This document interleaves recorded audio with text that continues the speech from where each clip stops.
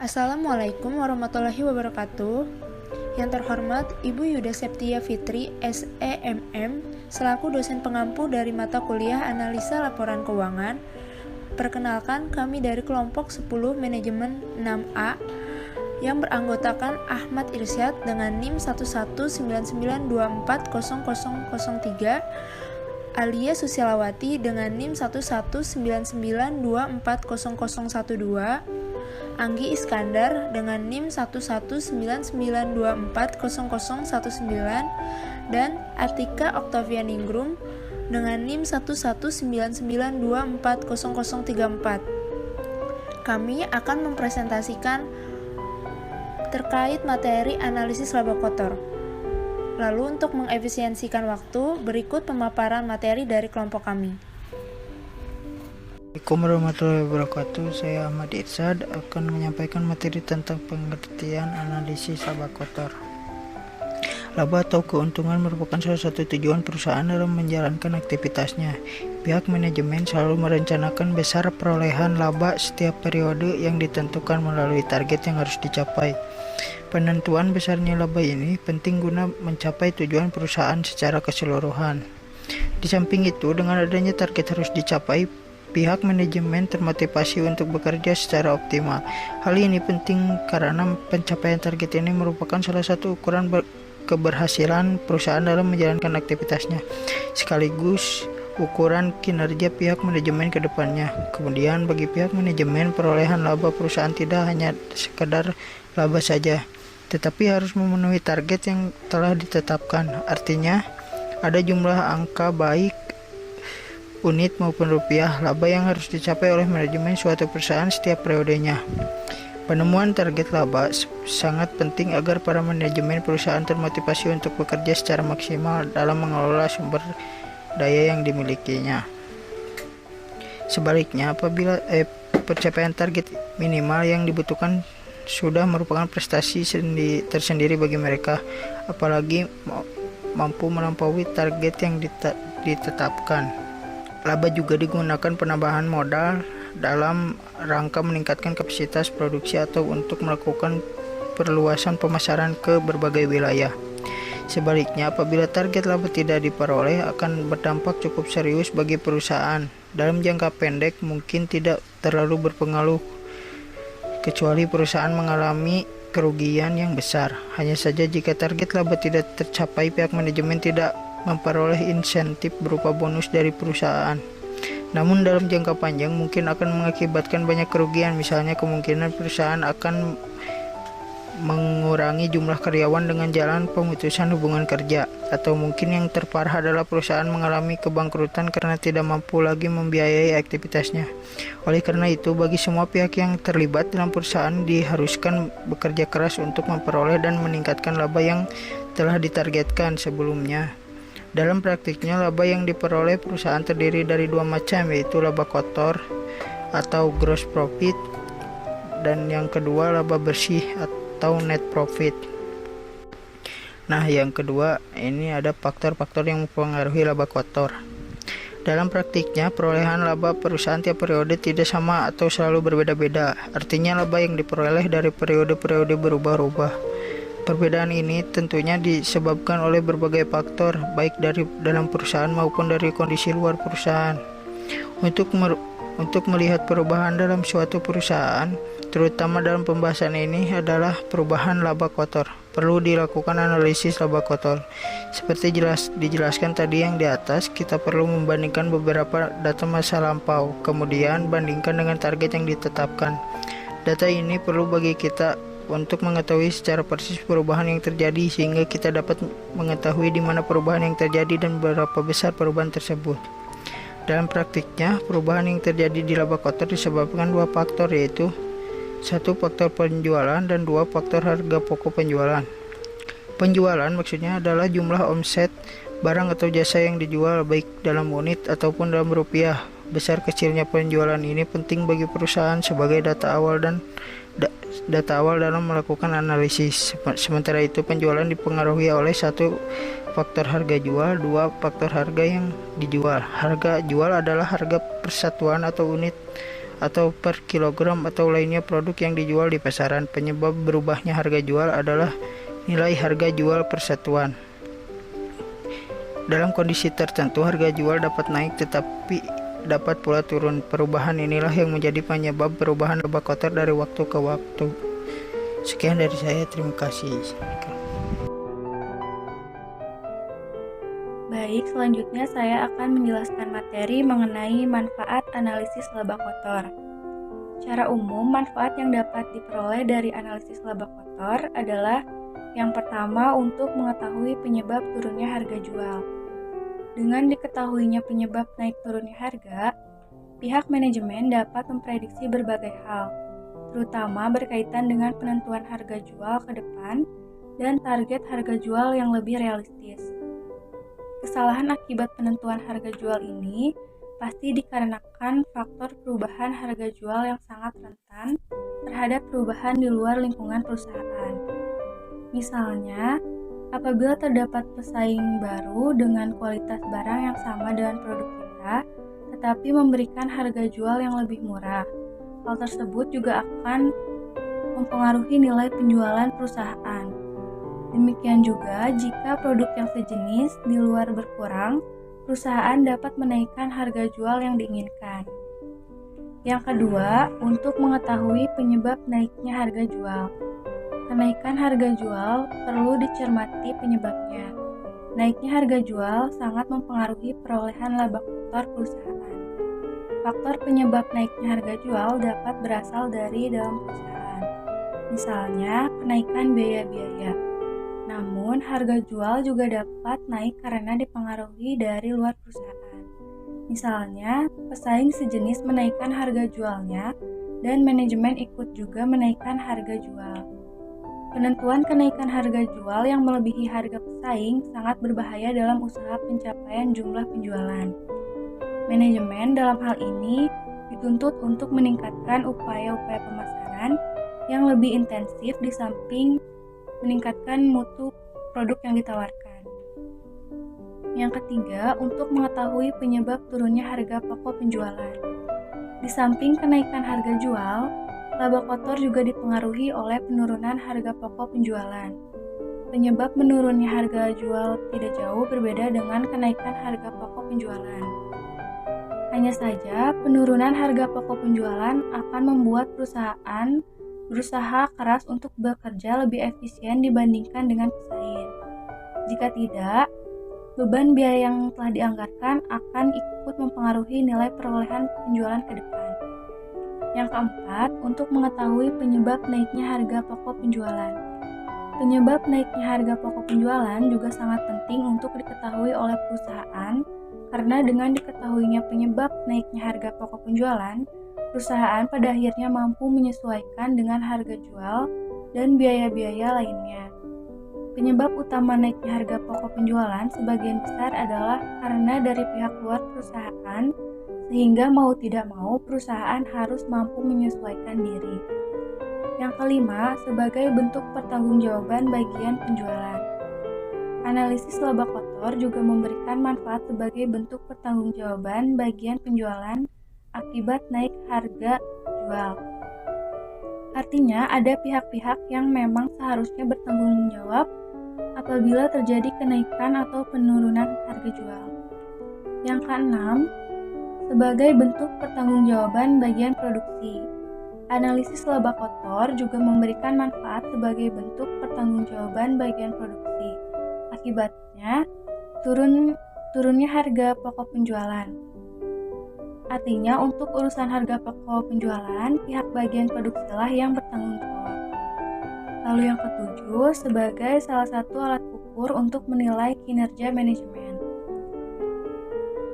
Sudah pasti, analisis laba kotor ini pada akhirnya akan memberikan manfaat untuk menilai kinerja manajemen dalam suatu periode. Artinya, hasil yang diperoleh dari analisis laba kotor akan menentukan kinerja manajemen ke depan. Yang kedelapan, sebagai bahan untuk menentukan kebijakan manajemen ke depan. Analisis laba kotor digunakan sebagai bahan untuk menentukan kebijakan manajemen ke depan dengan mencermati kegagalan atau kesuksesan pencapaian laba kotor sebelumnya. Jika berhasil, manajemen mungkin sekarang akan dipertahankan atau bahkan ada yang dipromosikan ke jabatan yang lebih tinggi. Akan tetapi, jika gagal, sebaliknya akan diganti dengan manajemen yang baru. Di samping itu, keberhasilan atau kegagalan manajemen dalam mencapai target laba kotor juga akan menentukan besar kecilnya insentif yang akan diterima mereka. Sekian materi yang saya sampaikan, saya kembalikan ke moderator. Terima kasih. Assalamualaikum warahmatullahi wabarakatuh. Saya Anggi Iskandar. Saya akan menyampaikan materi mengenai perubahan laba kotor. Perubahan laba kotor merupakan salah satu pedoman efisiensi dan efektivitas manajemen dalam mengelola suatu unit usaha dalam hubungannya dengan pertumbuhan serta perkembangan unit usaha yang dikelolanya. Adapun faktor-faktor yang mempengaruhi perubahan laba kotor adalah jumlah penjualan, perubahan harga jual, perubahan kuantitas atau volume penjualan, dan perubahan harga pokok penjualan. Faktor-faktor tersebut harus diperhatikan kenaikan dan penurunannya. Untuk dapat meningkatkan laba kotor, yaitu dapat ditempuh dengan 3 cara. Yang pertama yaitu mengusahakan kenaikan penjualan yang lebih tinggi daripada harga penjualan. Yang kedua yaitu mengusahakan penurunan harga pokok penjualan yang lebih besar daripada penurunan penjualan. Kemudian yang ketiga, mengusahakan kenaikan penjualan dan mempertahankan harga pokok. Kemudian berikutnya terdapat 2 metode untuk dapat menganalisis laba kotor. Di antaranya yaitu yang pertama dengan membandingkan data dari salah satu tahun yang dipilih sebagai tahun dasar dengan data dari tahun yang dianalisis. Kemudian yang kedua dengan menggunakan anggaran atau budget yang telah disusun dan dibandingkan dengan data dari tahun yang akan dianalisis.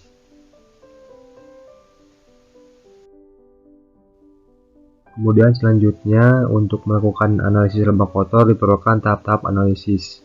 Tujuannya yaitu untuk memudahkan dalam menganalisis serta memahaminya. Adapun tahap-tahap analisis menurut Kashmir tahun 2016 adalah yang pertama yaitu membuat tabel perubahan. Kemudian yang kedua menganalisis sebab-sebab perubahan. Bisa dilihat dalam kotak. Perubahan yang pertama yaitu yaitu perubahan harga jual, yaitu karena adanya perubahan antara harga jual yang sesungguhnya dengan harga jual yang dianggarkan atau harga jual tahun sebelumnya. Kemudian untuk rumusnya yaitu QT2 dalam kurung PR2 dikurangi PR1, kemudian nantinya dikalikan. Untuk keterangannya QT2 ini yaitu jumlah produk yang dijual sesungguhnya, kemudian PR2 yaitu harga yang sesungguhnya, dan PR1 yaitu harga tahun sebelumnya atau yang dianggarkan. Kemudian sebab perubahan yang kedua yaitu perubahan kuantitas penjualan, yaitu adanya perbedaan antara kuantitas produk direncanakan tahun sebelumnya dengan kuantitas produk yang sesungguhnya. Kemudian untuk rumus perubahan kuantitas penjualan yaitu PR1 dalam kurung QT2 dikurangi QT1, di mana PR1 ini yang telah disebutkan yaitu harga tahun sebelumnya atau yang dianggarkan. Kemudian QT2 jumlah produk yang dijual sesungguhnya, dan QT1 yaitu jumlah produk sebelumnya atau yang dianggarkan. Dan yang ketiga yaitu sebab perubahannya yaitu dikarenakan harga pokok penjualan, yaitu perbedaan antara harga pokok penjualan persatuan produk yang dianggarkan atau tahun sebelumnya dengan harga pokok yang sesungguhnya. Untuk rumusnya yaitu QT2 dalam kurung HPP2 dikurangi HPP1, kemudian dikalikan. QT2 itu yaitu jumlah produk yang dijual sesungguhnya, kemudian HPP1 yaitu harga produk penjualan sebelumnya atau dianggarkan. Kemudian HPP1 yaitu harga produk penjualan yang sesungguhnya. Dan yang terakhir yaitu perubahan kuantitas harga pokok penjualan, yaitu adanya perubahan harga pokok penjualan karena adanya perubahan atau volume yang dijual atau yang diproduksi. Untuk rumusnya yaitu HPP1 dalam kurung QT2 dikurangi QT1 dan sama dikalikan. Dan yang terakhir yaitu yang ketiga membuat laporan perubahan laba rugi. Cukup sekian penyampaian materi dari saya. Terima kasih. Bismillahirrahmanirrahim. Saya Alia Susilawati akan memaparkan materi terkait dengan contoh perhitungan analisis perubahan laba kotor.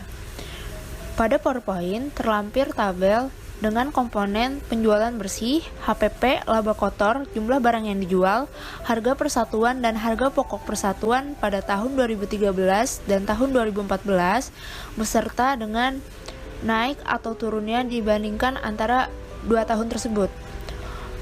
Lalu, sebagaimana yang dapat kita lihat berdasarkan tabel tersebut, maka dapat diketahui adanya kenaikan dalam penjualan yaitu sebesar 124.000 dan kenaikan harga pokok penjualan sebesar 119.700 sehingga mengalami kenaikan laba kotor sebesar 4.300. Hal ini disebabkan oleh beberapa faktor. Berikut analisisnya. Sebelumnya, untuk rumus menghitungnya terkait dengan keterangan rumus telah dipaparkan oleh teman saya pada materi sebelumnya, yaitu ada beberapa faktor diantaranya. Pertama, faktor harga jual dengan rumus QT2 dikalikan dengan hasil pengurangan dari PR2 dengan PR1, maka 152 dikalikan dengan 750 sama dengan 114.000. Lalu ada faktor jumlah kuantitas penjualan dengan rumus PR1 dikalikan pengurangan dari QT2 dikurangi dengan QT1, maka 5.000 dikalikan dengan 2 sama dengan 10.000. Lalu yang ketiga ada faktor harga pokok per unit dengan rumus QT2 dikalikan dengan pengurangan dari HPP2 dikurangi HPP1, maka 152 dikalikan dengan 5.100 dikurang 4.370 sama dengan 110.960. Lalu faktor yang keempat yaitu faktor kuantitas harga pokok dengan rumus HPP1 dikalikan dengan QT2 dikurang dengan QT1, maka 4.370 dikalikan dengan 2 sama dengan 5.740. Setelah perhitungan berbagai faktor tersebut, maka dapat membuat laporan perubahan laba kotor sebagaimana juga yang telah terlampir tabelnya. Pada tahun 2013 dan 2014 terjadi kenaikan harga jual sebesar 114.000, kenaikan kuantitas penjualan sebesar 10.000, kenaikan harga pokok sebesar 110.960, dan kenaikan kuantitas harga pokok sebesar 8.740 sehingga memicu kenaikan laba kotor sebesar 4.300 sebagaimana dengan perhitungan yang terlampir pada tabel di PowerPoint. Lalu materi berikutnya yaitu terkait dengan perencanaan laba kotor. Menurut Navarin, perencanaan merupakan tindakan yang dibuat berdasarkan asumsi mengenai gambaran kegiatan yang dilakukan pada waktu yang akan datang dalam mencapai tujuan yang diinginkan. Sebuah perencanaan yang harus dibuat oleh perusahaan, salah satunya merupakan penyusunan perencanaan target laba.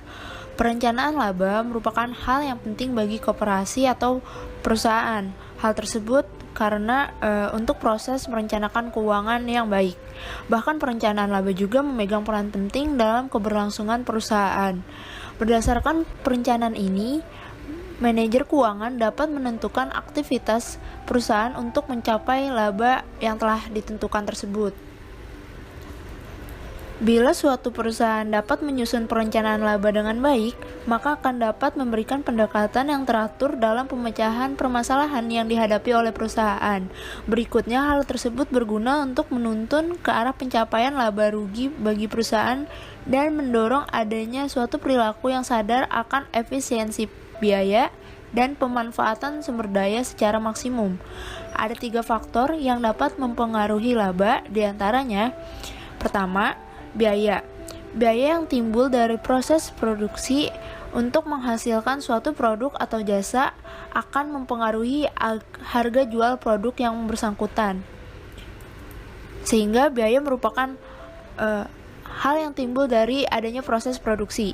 Lalu yang kedua yaitu harga jual. Harga jual merupakan hal yang akan mempengaruhi besarnya volume penjualan produk atau jasa yang bersangkutan, karena harga memiliki peran penting juga sebagai alat bantu untuk suksesnya strategi pemasaran yang telah ditentukan. Berikutnya yang ketiga ada volume, baik itu volume penjualan ataupun volume produksi. Besarnya volume penjualan berpengaruh terhadap volume produksi. Volume produksi akan mempengaruhi besar kecilnya biaya produksi, sehingga volume penjualan begitu penting untuk mengetahui jumlah yang akan diproduksi.